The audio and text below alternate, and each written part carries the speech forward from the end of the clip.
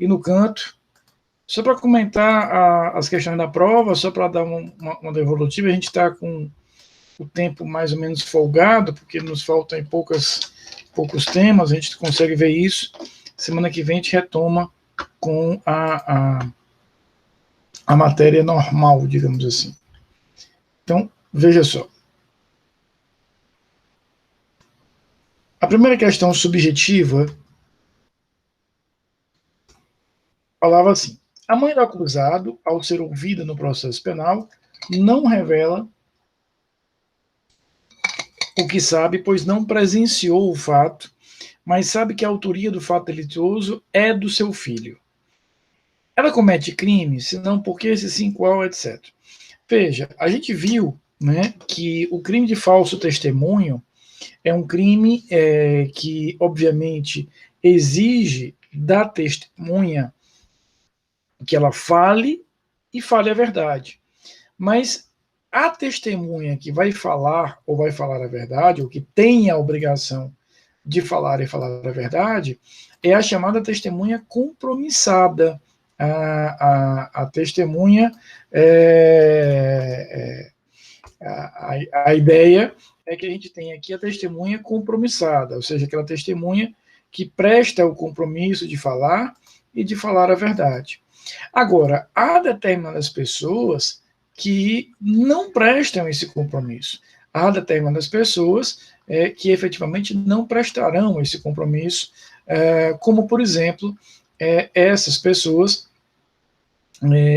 que são parentes até o terceiro grau do réu, parentes até o terceiro grau da vítima e, né, ainda menores de 14 anos e pessoas com deficiência ou enfermidade mental.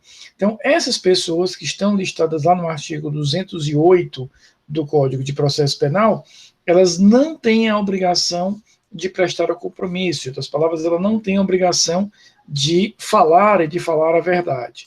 Diante disso, elas estão completamente isentadas de qualquer tipo de eventual responsabilidade criminal. Eu não tenho aí qualquer possibilidade de responsabilização criminal em face ou em nome dessa determinada situação. Então, a mãe, nesse caso, a mãe dele, mesmo sabedora efetivamente de onde esteja seu filho, eventualmente da autoria do fato pelo seu filho, não tem qualquer obrigação de efetivamente falar, de revelar, de indicar onde está o seu filho, qual é a autoria do fato, ou seja, a testemunha, como regra geral, tem sim a obrigação de falar e de falar a verdade. Agora, a testemunha não compromissada, que a doutrina gosta de chamar de informante ou de declarante, essa não tem nenhuma obrigação com esses compromissos. Ela não está obrigada a falar, ela não está obrigada a falar a verdade. Quem são essas pessoas? As listadas no artigo 208, repito, menores de 14 anos, pessoas com enfermidade mental e parentes do réu até o terceiro grau. Estende-se também, por entendimento da jurisprudência, aos parentes da vítima esse determinado benefício. Aqui nós temos a segunda questão, né, que fala que José paga R$500 para que Mário, minta no seu depoimento. Então, o José paga R$500 para que Mário minta no seu depoimento. Mário aceita a proposta e, efetivamente, quando ouvido em juízo, mente. Eles praticaram crime? Então, veja, nesse caso, ambos praticam crime. O Mário vai praticar, né, o crime descrito aí no artigo 342, primeira figura, que é o crime de falso testemunho.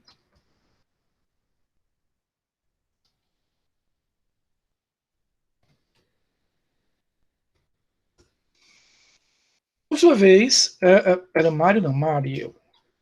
Maria não, Mário. E José que pagou efetivamente por isso também pratica crime, no caso, o previsto no artigo 343 do mesmo Código Penal. Então, a gente vai perceber que ambos praticaram crime, ambos têm responsabilidade criminal, mas em artigos diferentes. Aquele que é testemunha compromissada, que deveria ter falado, que deveria ter informado aquilo que sabia, vai responder efetivamente pelo crime de falso testemunho. O outro que apenas não, o outro que não foi testemunha, mas pagou, digamos assim, pela mentira, financiou a mentira, ele vai efetivamente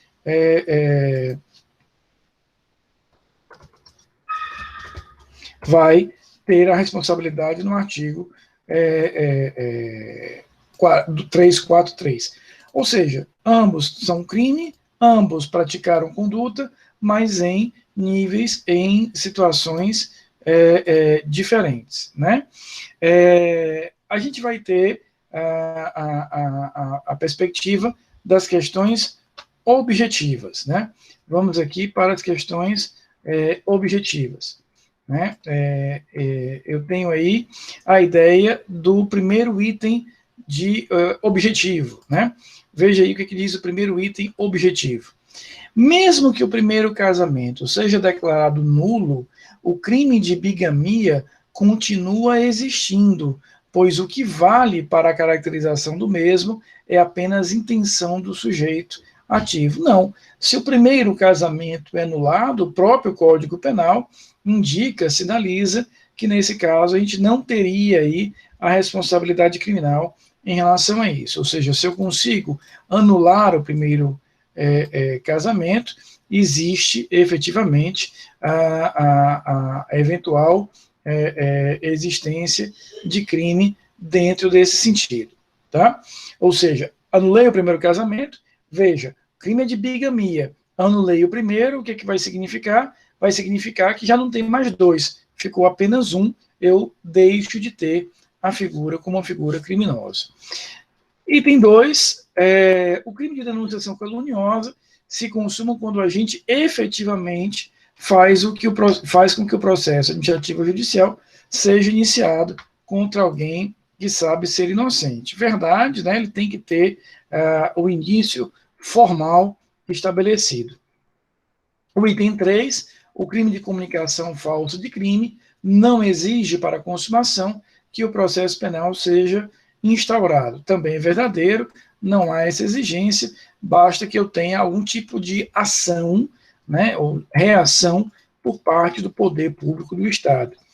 Item 4, o crime de falso testemunho somente será cometido por testemunha compromissada, nesse sentido sim, porque lembra, o 342 ele tem duas figuras típicas, ele tem um crime de falso testemunho, está olhando apenas para a testemunha, e o crime de falsa perícia, que vai pegar todos aqueles outros sujeitos. Então, em relação a isso, a gente vai ter efetivamente a possibilidade sim da responsabilidade ser apenas da testemunha compromissada. Eu não tenho aqui nenhuma outra possibilidade de responsabilização da testemunha não compromissada. Temos aqui o quinto item. Caso a testemunha compromissada que mentiu em juízo se retrate antes da prolatação da sentença do processo onde foi ouvida, receberá a extinção de punibilidade. Exatamente, a lei expressa, o próprio artigo 342 traz essa regra de forma expressa. 6, o crime de favorecimento pessoal pode ser praticado por qualquer pessoa e será punido mesmo que praticado por parente do réu até o 3º grau. A primeira parte está correta, ele pode ser praticado por qualquer pessoa, mas aí no caso, se for um parente do réu até o 3º grau, essa conduta será não punível. Lembra daquela diferença entre o favorecimento pessoal e o favorecimento real, né? Há uma diferença aqui já estruturada. Item 7. Quer no crime de favorecimento real, quer no crime de favorecimento pessoal, o ascendente, descendente, cônjuge, irmão do acusado, fica isento de pena. É falso. Isso é verdadeiro para o crime de favorecimento pessoal, mas é falso para o crime de favorecimento real. Item oitavo, o delito de falso testemunha é praticado por qualquer testemunha ouvida em juízo, quer tenha prestado compromisso ou não, também falso. Aquela testemunha que não prestou compromisso não tem responsabilidade criminal, já expliquei agora há pouco. Nono, o crime de abandono material somente é praticado quando a vítima é menor de idade, também falso. Nós temos várias figuras no abandono material, inclusive ele fala lá de ascendente maior de 60 anos ou incapacitado para gerar ou garantir sua própria subsistência. Então, não é apenas, efetivamente, o menor de idade. E o último item da prova, o crime de denunciação caluniosa é de natureza subsidiária em relação ao crime de calúnia. Então, ele tem uma natureza subsidiária? Não, né? Na verdade, são tipos penais diferentes, crimes diferentes, que protegem objetos jurídicos diferentes. Mas deu certo, né, Camilinha? Deu certo. Porque, veja, são crimes parecidos, mas lembra aquela diferença que nós vimos em sala. No crime de desacato, assim como no crime de denunciação caluniosa, eu estou protegendo a administração pública. Eu não quero que a administração pública venha a trabalhar de forma desnecessária, digamos assim. Mas o que a gente vai ter efetivamente dentro dessa lógica é que o crime contra a honra é um crime contra a pessoa. Então, não necessariamente a gente vai ter, de alguma maneira, a necessidade de uma relação de subsidiariedade. São crimes independentes, desconectados, com intenções diferentes, com ânimos diferentes dentro dessa perspectiva. Eu pergunto a vocês, alguma dúvida sobre a prova, alguma dúvida sobre a matéria? Hoje a gente está encerrando essa segunda unidade, essa segunda etapa do curso. A gente começou a ver os crimes contra a incolumidade pública na última terça-feira.